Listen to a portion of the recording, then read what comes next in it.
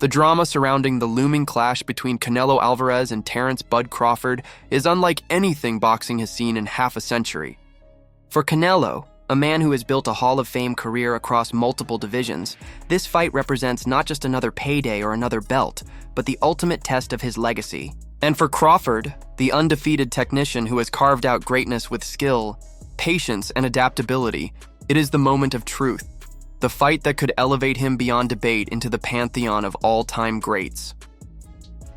Max Kellerman, never one to pull punches in his analysis, calls this bout the biggest fight of both men's careers. That's a statement loaded with weight because both fighters have faced titans before. Canelo has shared the ring with Floyd Mayweather, Gennady Golovkin, Sergey Kovalev, and Miguel Cotto. Crawford has dominated across divisions, leaving no doubt about his supremacy at 140 and 147. Yet Kellerman insists that neither man has ever stood on a stage this grand, under lights this bright with an audience this massive, and he isn't exaggerating. This isn't a standard pay-per-view where a few million buys mark success. With Netflix broadcasting globally, the fight will land in living rooms, phones, and tablets around the world without barriers. Kellerman compares it to Ali Spink's 2 in 1978, a fight that drew an unimaginable 90 million viewers. Since then, boxing has hidden its biggest moments behind paywalls, reducing their cultural footprint. But this is different. This is boxing reborn for a streaming era. Millions will tune in, not thousands in the arena, not millions in pay-per-view households, but tens of millions everywhere. Kellerman calls it the perfect storm, and he's right. Crawford's story is one of relentless ambition.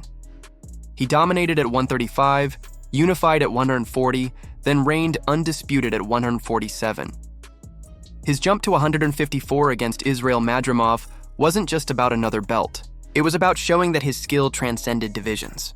Madrimov was strong, durable, naturally bigger, yet Crawford neutralized him with precision, patience, and adaptability. That victory didn't just make him a 4-division champion. It made him the first man in the 4-belt era to claim undisputed status in 2 different weight classes. A staggering accomplishment that proved his dominance was portable, not locked into one division, and now he climbs again. To 168, to Canelo's fortress. The weight is where doubts creep in. Canelo has lived at super middleweight for 5 years, his body molded to the division, his strength honed. Crawford, critics argue, is still a welterweight at heart, a man risking everything by bulking up against a natural counterpuncher turned destroyer. But photos tell another story. Crawford hasn't ballooned recklessly. He's built deliberately, lean bulk in his legs and shoulders, strength layered onto his foundation without sacrificing speed. Trainer Dave Caldwell emphasizes Crawford's footwork, his ability to create angles, frustrate opponents, and control rhythm. Against a predator like Canelo, those legs could be his lifeline. And then there's Canelo, a fighter who began as a raw counterpuncher, content to follow opponents around. Men like Lara, Trout, and Mayweather exposed his limitations. But years of experience transformed him into something else, a pressure fighter who cuts off the ring with patience and power. His chin has been tested, his power respected. His record speaks for itself. 62 wins, 2 losses, 2 draws. Titles across multiple divisions. He is by any measure one of the greats of this era. Yet for Kellerman, this is still his biggest fight. Bigger than Golovkin. Bigger than Mayweather because he was young then. Bigger than anything before because this one happens on a stage no other has reached. Voices across boxing see this fight through different lenses. Timothy Bradley predicts a slow burn, a cautious first round where both men test distance, rhythm, and power. He sees Canelo applying pressure by the second, trying to break Crawford's rhythm and force engagements. Shakur Stevenson, on the other hand, is blunt. He believes Crawford will cook Canelo, that Bud's speed, ring IQ, and adaptability will make this a one-sided masterclass. For Stevenson, the weight means nothing. Crawford's tools mean everything. Teddy Atlas frames it differently. He points not just to Crawford's skill, but his mentality. He hasn't learned how to lose yet, Atlas insists. It's not arrogance. It's certainty, forged from discipline and dominance. Crawford knows what he's walking into. He chased this fight. Nobody forced his hand. And like Manny Pacquiao shocking Oscar de la Hoya years ago, Atlas sees the potential for Crawford to disrupt the entire landscape, to turn expectations upside down with speed, precision, and mental resilience. Canelo, though, is no stranger to doubt. Critics say he cherry-picked opponents, caught fighters past their primes, avoided the most dangerous challenges. but his resume is undeniable.